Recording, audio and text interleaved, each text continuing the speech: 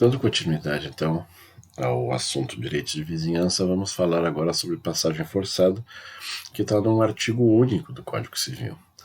Apesar de ser um artigo único, a passagem forçada é meio complicadinha, né? Por isso que eu parei o vídeo ali, vamos começar de novo, né? Porque é um pouquinho extenso, é um artigo só, mas dá grandes dores de cabeça. Já caiu em concurso, é um tema bem complicadinho.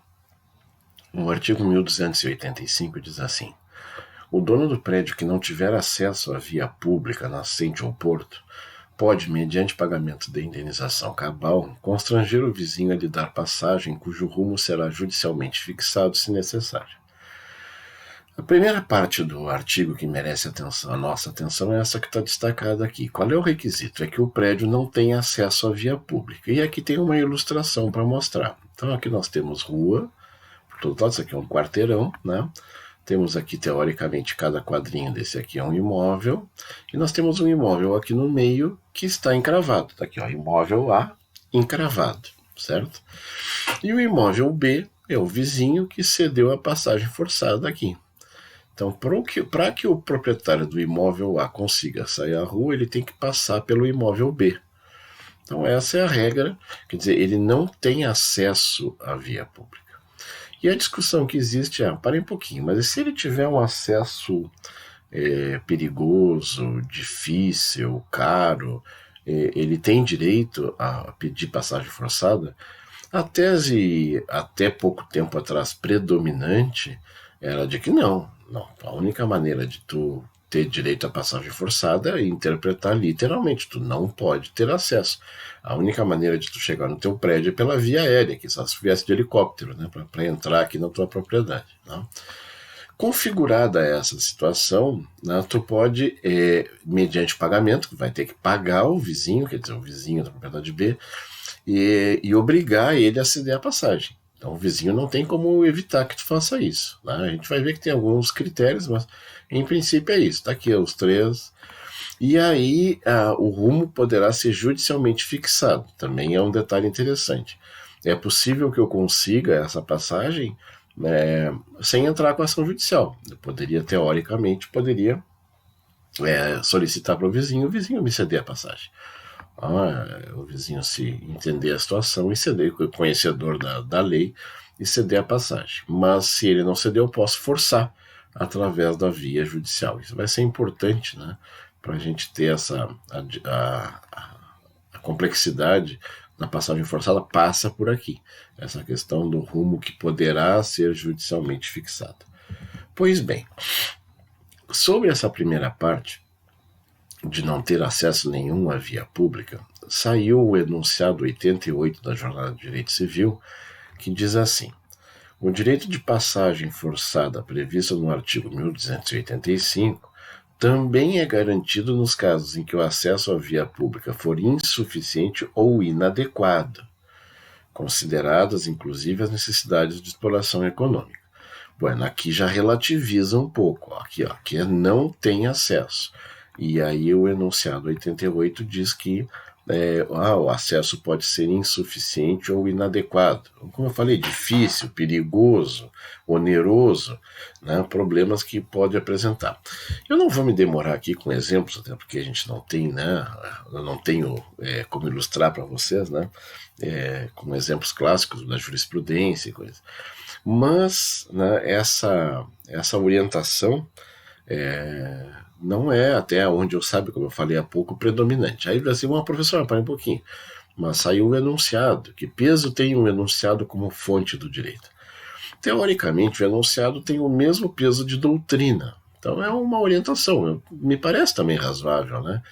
Que não precise sim ser uma coisa tão radical, né? Nenhum acesso, né? Que é o famoso prédio encravado, né? Só para voltar aqui, né? A expressão está correta, né? É encravado mesmo. Esse prédio aqui, o imóvel A, é encravado. E o vizinho cede a passagem. Tá? Então, houve uma orientação, mas, né, relativizando um pouco a dureza do artigo, mas até onde eu sei, nunca consegui confirmar se a jurisprudência está seguindo essa orientação de relativizar. Né? Os casos que eu tive contato, sei lá, 10 anos atrás, ainda era pelo menos há uns 10 anos atrás, ainda era esse de não ter acesso à via pública. Não tenho notícia de uma mudança nessa orientação. Agora vamos para os parágrafos do artigo 1285, que diz assim: sofrerá o constrangimento o vizinho cujo imóvel mais natural e facilmente se prestar à passagem. Vou voltar aqui à imagem. Prestem atenção. Se tu olhar para o desenho aqui, para esse desenho, o proprietário A teria 4 opções, né? Poderia sair por esse imóvel aqui, poderia sair por esse aqui ou por esse aqui, onde ele acabou saindo. O que determina que vai ser um e não vai ser o outro? E o critério está no parágrafo. O critério não é o que fica melhor para o proprietário do prédio encravado, e sim o que fica menos pior para quem tiver que ceder. Então é aquele que mais se presta, natural e facilmente, tá certo? Quer dizer, que não implique em demolição, uma obra muito cara. Então é pelo critério de qual que fica menos pior, sair por aqui. Então vamos que o proprietário do prédio A aqui, não, eu gostaria de sair por aqui, porque aqui fica mais perto do meu serviço. Não, não é esse o critério. O critério não é para favorecer o A. O critério é para aquele que tiver o menor prejuízo entre os 4 vizinhos onde ele pode sair aqui. Tá bem? Tá muito claro isso no parágrafo 1º. Se ocorrer alienação parcial do prédio, de modo que uma das partes perca acesso à via pública, nascente um porto, o proprietário da outra deve tolerar a passagem. O texto não foi muito feliz, acho que poderia ser um pouquinho melhor, mas vou tentar explicar com as minhas palavras aqui para vocês. A grande dúvida é, como é que surge um prédio encravado? Como é que um prédio fica numa situação dessa aqui, de ficar encravado? Normalmente é a situação descrita no parágrafo 2º, ou seja, a pessoa vendeu, né? Então ocorreu alienação parcial do prédio e se trocou, né? Então ela vendeu e ficou presa no fundo do prédio, por exemplo. Vendeu a parte da frente e ficou presa no fundo. Se isso aconteceu, o que diz o parágrafo 2º? Aí não vale esse critério aqui do parágrafo 1º. Ou seja, tu vai sair por aquele que vendeu, né? Então o cara que criou o problema vai ter que resolver o problema. Eu não posso envolver outros vizinhos nessa história. É isso que diz o parágrafo 2º. Então, se tu vendeu parte do teu prédio e ficasse encravado, o problema é teu. Então, tu vai ter que pedir, no caso, a saída por aquela parte que tu vendeu, né? É esse o recado que está o parágrafo 2º aqui. Como eu disse, poderia ser de forma mais clara.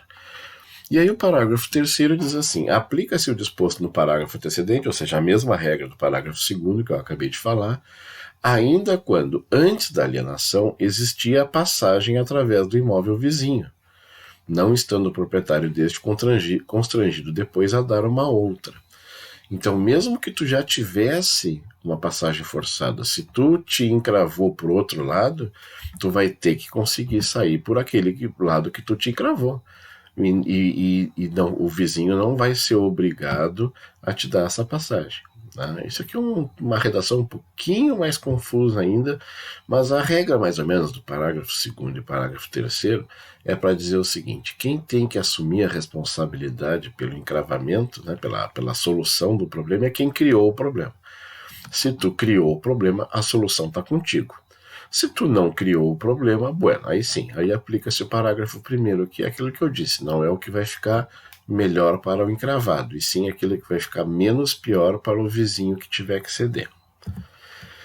Vamos encarar agora a parte mais complicadinha da servidão de trânsito, que é a questão, da passagem forçada, que é esse paralelo com a servidão de trânsito, né? Nós temos aí uma divergência doutrinária, jurisprudencial, é isso que eu falei, que já caiu em concurso, né? Então nós já liquidamos o parágrafo, mas nós vamos ter que continuar estudando para nós tentar, é muito difícil, fazer a distinção entre servidão de trânsito e passagem forçada. Para tanto, eu vou apelar para uma imagem aqui que quem conhece zona rural já deve ter visto, né? Que é a imagem de uma servidão de trânsito, né? Normalmente, as servidões de trânsito são estradas rurais, né? Pode ser na zona urbana, é mais comum na zona rural. Então são estradas que ficam localizadas dentro de propriedades particulares, mas às vezes são usadas pelos vizinhos e coisas, né? Então são chamadas de servidões de trânsito. E a maior evidência de que é uma servidão é de que tem porteira, né? Então aqui eu peguei uma foto aqui, né, que eu encontrei, uma situação que quem anda, como eu falei, quem anda pelos corredores de campanha já deve ter passado.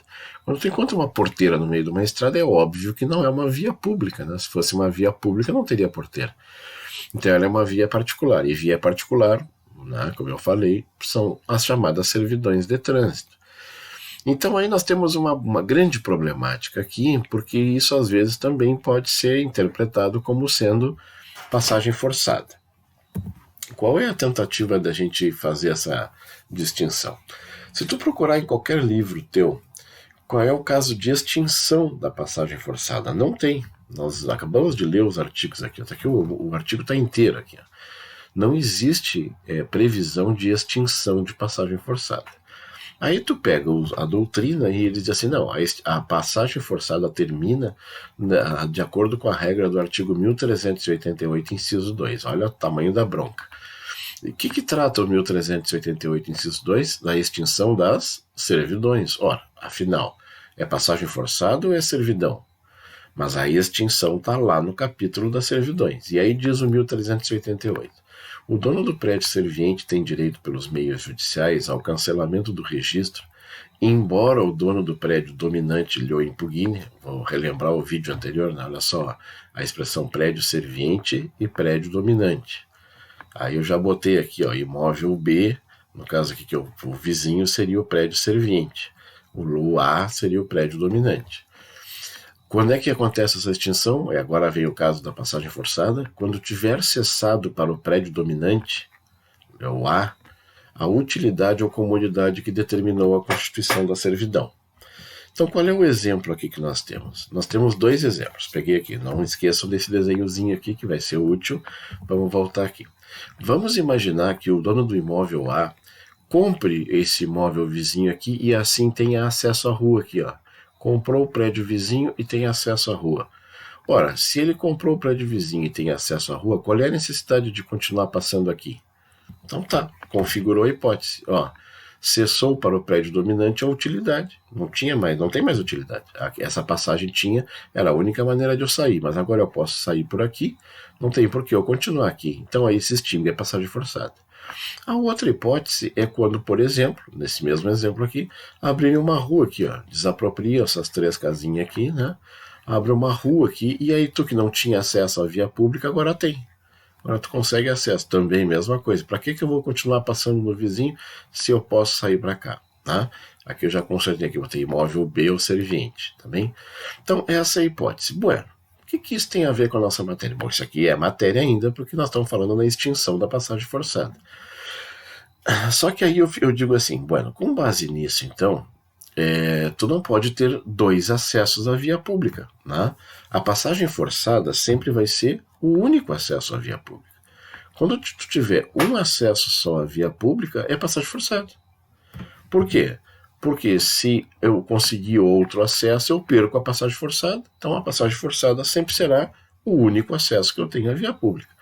Esse raciocínio eu desenvolvi lá no início, quando eu comecei a dar aula na faculdade, explicava tudo para os alunos, todo mundo entendia, até que eu tive a sorte, eu digo isso, né, que é a sorte, né, de ter um aluno que trabalhava na prefeitura, e o aluno disse assim, não, professor, eu conheço vários casos aqui em Bagé, onde as pessoas, que é o caso daquele do filho que constrói no fundo da casa dos pais, né, e aí depois ele quer vender a casa dos fundos e o dono dos fundos tem que sair pela frente. Né? E aí eles fazem essa enjambração lá na prefeitura e o nome fica servidão de trânsito. E eu digo, não, para aí. Mas se é o único acesso, por causa dessa regra aqui, dessa interpretação, é passagem forçada. E ele insistia, não, professor, é servidão. E eu dizia, passagem forçada é servidão, papapá. E aí eu fui estudar e descobri, graças a um colega que tinha um amigo lá na Federal de Pelotas, na Universidade Federal de Pelotas, e ele trouxe a solução. Né? A solução está no CPC, né, para essa divergência, quando diz assim, ó, lá nos procedimentos especiais do CPC, quando fala sobre divisão No artigo 596 diz assim: ouvidas as partes no prazo comum de 15 dias sobre o cálculo e o plano da divisão, o juiz deliberará a partilha. Parágrafo único. Em cumprimento dessa decisão, o perito procederá à demarcação. Deixa eu fazer uma pausa aqui. A ação de divisão está junto com a ação de demarcação por uma razão muito simples. Toda divisão implica em demarcação. Né? Tem ações de demarcação que são só ações de demarcação. Mas toda vez que tu vai fazer uma divisão, tu vai ter que fazer uma demarcação. Então, se tu vai dividir, tu vai ter que demarcar. Então, por isso que elas estão juntas, né? Ação de divisão e demarcação lá no CPC, e aí a divisão tem um capítulo à parte, que é esse aqui. Então, aí o perito vai fazer a demarcação observando os artigos tal e as seguintes regras. E aí vem aqui, ó. Instituir-se-ão as servidões que forem indispensáveis em favor de uns quinhões sobre os outros. Pois muito bem, vamos de volta naquela história do filho que vendeu a parte da frente do imóvel, né? A gente vai dizer assim, tá, é servidão ou é passagem forçada? Eu defendi a tese de que era passagem forçada e o colega, né, o aluno, defendia a tese de que era servidão. É porque, na verdade, qual é o argumento do professor de Pelotas? Nesse caso da divisão, né, que está lá regulado no CPC, não aconteceu o encravamento ainda. Quer dizer, para que foi feita a demarcação e para que foi criada a servidão? Para evitar o encravamento.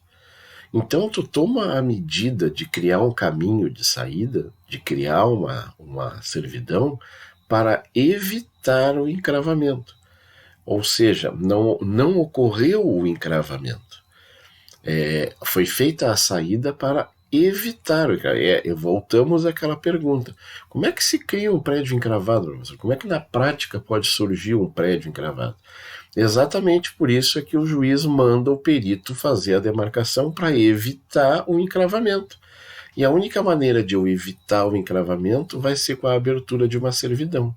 Então não seria passagem forçada e sim servidão. Então qual é a diferença aqui básica entre servidão e passagem forçada?